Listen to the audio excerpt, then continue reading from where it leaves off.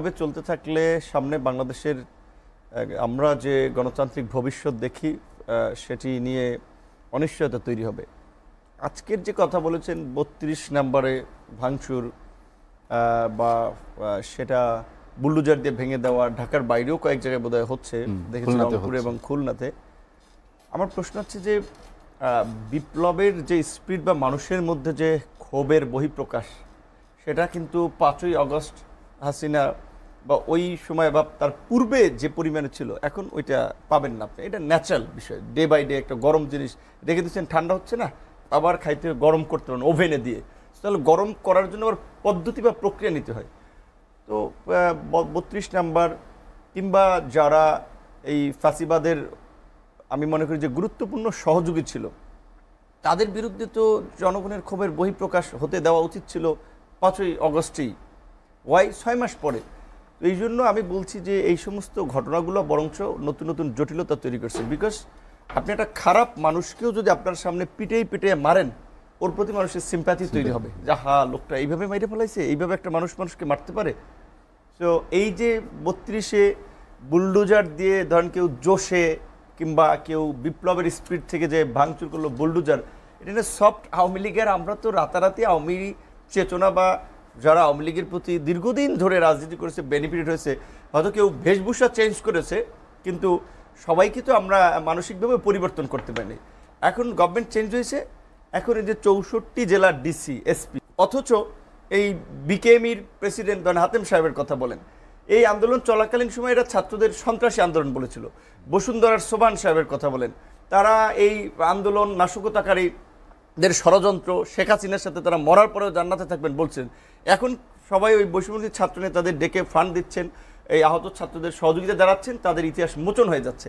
So এই যে আমি বলবো ৬ মাসে যেটা ওই সময় করলে মানুষ যেভাবে নিত, এখন কিন্তু সেভাবে নিচ্ছে না। প্লাস এইটার একটা ইফেক্ট আছে ন্যাশনালি এবং ইন্টারন্যাশনালিও এটাকে দেখানো হচ্ছে, দেখো এখনও আওয়ামী লীগের নেতাকর্মীরা নির্যাতিত হচ্ছে, নিষ্পেষিত হচ্ছে, এইভাবে এখনও মানবতা বিরোধী অপরাধ হচ্ছে, উল্টো আরও যে বুলডোজার দিয়ে উড়িয়ে দেওয়া হচ্ছে, মানুষ ঘরে থাকতে পারছে না। তো এই যে মিথ্যা ন্যারেটিভটা, যেটা কিছুদিন আগে আপনার ইউকের এই হাউস অফ পার্লামেন্টের আপনার যে সর্বদলীয় যে সংসদের একটা কমিটি, তারা যে ওইখানে প্রস্তাব আকারে সেটাকে এখন তো দেখাবে এটা যে দেখো this is happening, so it's true. তো এই পরিস্থিতিতে আমাদের এই মুহূর্তে এই ঘটনাগুলোতে যারা ইন্ধন দিচ্ছে কিংবা সমর্থন দিচ্ছে, আমি কনফিউজ যে তারা কি বুঝে শুনে দিচ্ছে নাকি তারা একটা ভিন্ন কিছু প্রেক্ষাপট তৈরিতে দিচ্ছে। আমি যদি একটা ফেসবুকে স্ট্যাটাস দিয়েছিলাম, মানুষ আমার গাইলে 14 গোষ্ঠী উদ্ধার করতেছে, বাট আমি এই সমস্ত অতি উৎসাহী লোকজনের কথায় বা তাদের সমর্থনে, তাদের অ্যাটেনশনে তো আমি রাজনীতি করি না, আমার তো একটা বুঝ ব্যবস্থা আছে। সো আমি মনে করি যে এখন একটা সরকার আছে, বাংলাদেশের ইতিহাসের সবচেয়ে শক্তিশালী সরকার, বাম ডান বিএনপি জামাত ছাত্র সবাই সমর্থন করেছে। সেই সরকার 6 মাসে কি পান চাবাইছিল? সামরিক আশ্রয়ে থাকা 626 জন ক্রিমিনাল, বড় বড় দাগি অপরাধী আওয়ামী লীগের, তারা কিভাবে নিরাপদে পালিয়ে গেল? ওবায়দুল কাদের, হাসান মাহমুদ, আরাফাতরা, বিশেষ করে আরাফাত এবং এই হাসান মাহমুদ, আপনার একজন গুলশান, একজনের বাড়িদারা থেকে একবার নিউজ হলো, মিডিয়াতে নিউজ হয়েছে, ধরা পড়ছে, তারপরে তারা কিভাবে পালিয়ে গেল? আওয়ামী লীগের এই সাবির হোসেন চৌধুরীর কিভাবে জামিন হলো? সাবির হোসেন চৌধুরী, আনোয়ার হোসেন মঞ্জু সহ 572 জন আওয়ামী লীগের এই দুর্বৃত্ত মাফিয়া তন্ত্রকে যারা শক্তিশালী করেছে, সেই ব্যবসায়ী আমলাদের কয়জনের বিরুদ্ধে ব্যবস্থা নিয়েছে? সরকার তো সবাইকে সুযোগ দিচ্ছে, বরঞ্চ সরকারের উপদেষ্টাদের মধ্যে বা যেটি হলো অগ্নিসংযোগ, এতদিন পরে কেন সেটি ভিন্ন মাত্রা বা নতুন করে সহানুভূতি জাগিয়ে তুলবে কি না, এ বিষয়গুলো যেমন তুলেছেন, আপনি কি মনে করেন যে এটি রাজনীতিতে ভিন্ন কোনো প্রেক্ষাপট তৈরি করবে?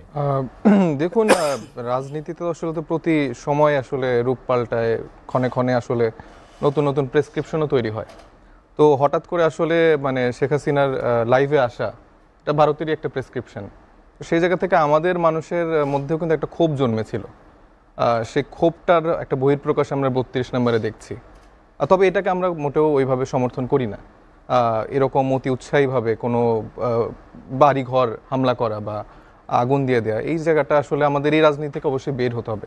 কারণ এখানে আসলে ভিন্ন খাতে নিয়ে যাওয়ার জন্য অনেক মহল আসলে চেষ্টা করছে।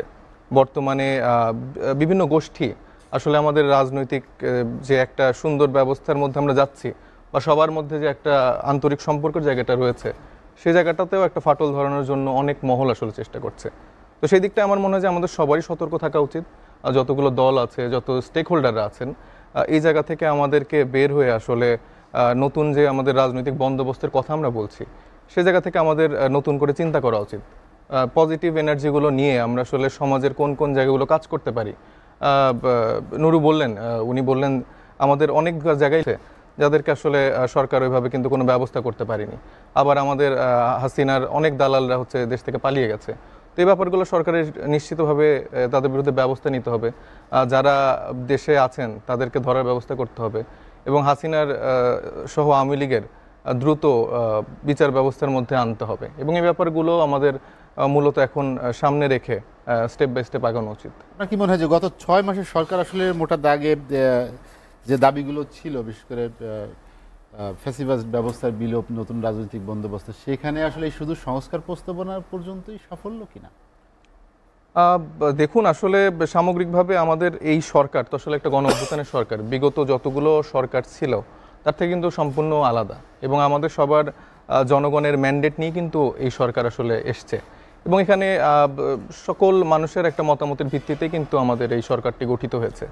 সেই জায়গা থেকে সরকারের অনেকগুলো দায়িত্ব ছিল এবং আমাদের এক্সপেকটেশনের জায়গা আসলে মানে আকাশচুম্বী ছিল। সে জায়গা থেকে তারা যে পুরা আমাদের যে আশা আকাঙ্ক্ষার বাস্তবায়ন ঘটাতে পেরেছে আমি বলবো না, কিন্তু তারা চেষ্টা করছে।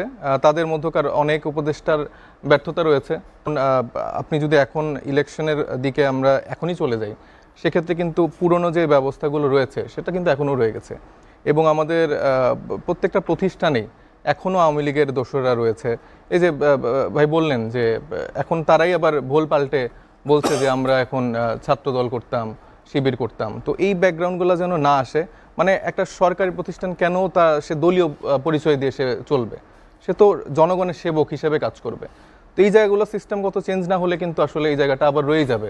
কারণ এখন অমুক দল বা তমুক দল পাওয়ারে আসলে তারা তাদের চর্চা করে ওই 17 বছরের সিস্টেমেটিক দিক দিয়ে আবার আগাবে। সরকারের যে সফলতার জায়গা, আমাদের যে ইচ্ছা আকাঙ্ক্ষার যে বাস্তবায়ন পুরোটা হয়নি, তবে তারা চেষ্টা করছে। আমার মনে হয় যে যেসব রাজনৈতিক দল বা স্টেক হোল্ডাররা আছেন তাদের জায়গা থেকে আরও একটু সহযোগিতা করতে হবে, তাদের ভুলগুলো ধরিয়ে দিতে হবে এবং সমাধান কি হতে পারে সেই জন্য আমাদের সবাইকে একসাথে কাজ করতে হবে। মুস্তাফিজ, নীতির নতুন কোনো প্রেক্ষাপট তৈরির চেষ্টা কিনা? ধন্যবাদ আপনাকে, প্রিয় দুই সহ আলোচক এবং যারা যুক্ত আছেন এসিটিভির সাথে। চেষ্টা কিনা আমি তা বলবো না, তবে আমরা অন্তর্বর্তীকালীন একটা সরকারের অধীনে আছে, তো সরকারের ব্যবস্থাপনার অধীনে আছে, পাশাপাশি একটা অন্তর্বর্তীকালীন সময়ও চলছে। অন্তর্বর্তীকালীন সময়টা একটু স্পর্শকাতর হয়, অনেক কিছু অগুছালো, এলোমেলো। একটি ফ্যাসিবাদের পতন হয়েছে এবং গণমানুষই আন্দোলন করেছে। তারপর তার বিচারিক প্রক্রিয়া এখনো প্রতিষ্ঠিত না এবং স্বচ্ছ না। গ্রেপ্তার প্রক্রিয়া নিয়েও বিতর্ক আছে। সরকারে যারা আছেন তারা শপথ নেওয়ার পরও অনেকে পালিয়ে যেতে সক্ষম হয়েছেন, এ গুঞ্জনও আছে। আবার বাংলাদেশের মানুষ কিন্তু খুব এক্সট্রিম পছন্দ করে না বিধায় কিন্তু উবায়দুল কাদেরের আশঙ্কা বাস্তবায়ন হয়নি। উবায়দুল কাদেরের আশঙ্কা ছিল তাদের পতন হলে কয়েক লাখ লোক মারা যাবে, বাংলাদেশে আওয়ামী লীগের কোনো চিহ্ন থাকবে না, অস্তিত্ব থাকবে না, এরকম করে কিন্তু উবায়দুল কাদেররাই একসময় আশঙ্কা করতেন। কিন্তু দেখবেন যে আপনি 5ই আগস্টের পর বাংলাদেশের মানুষ কিছুটা ক্ষোভ প্রকাশ করেছে, বাকিটা আবার দানবীয় আকারে ফিরে এসে অত্যাচার নির্যাতন বিগত 17 বছর চেয়ে আরো বাড়াতে পারে এই আতঙ্ক তারা তৈরি করতে চায়। তখন কিছুটা ক্ষোভ, কিছুটা রাগ বিরাগ এগুলি তো তৈরি হয় না, হওয়াটাও স্বাভাবিক। তবে আমি একটা জিনিস মনে করি যে এটাতে রাজনৈতিক, ধরেন 32 নম্বর গুড়িয়ে দেওয়া হলো, অথবা আওয়ামী পরিবারের, অথবা ধরেন শেখ পরিবারের স্থাপনাগুলি মাটিতে মিশিয়ে দেওয়া হলো, তাতে রাজনৈতিক অর্জন বা রাজনীতির আকাঙ্ক্ষা পূরণে, আগামী দিনের নতুন বাংলাদেশ নির্মাণে আকাঙ্ক্ষা পূরণে কতটুকু সহায়ক হবে সেটা নিয়ে প্রশ্ন রয়েছে, এতে কোনো সন্দেহ নেই।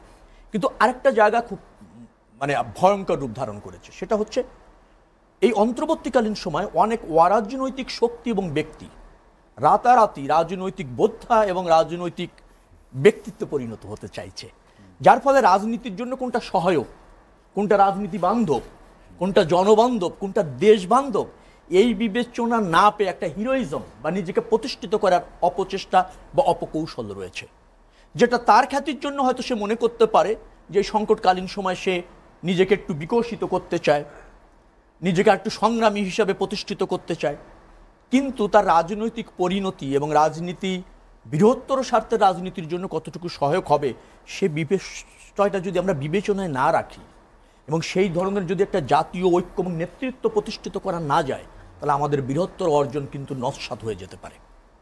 এই জায়গাটায় আমাদের কিন্তু একটা পরিমিতি বোধ সবার থাকা দরকার, সেটা রাজনৈতিক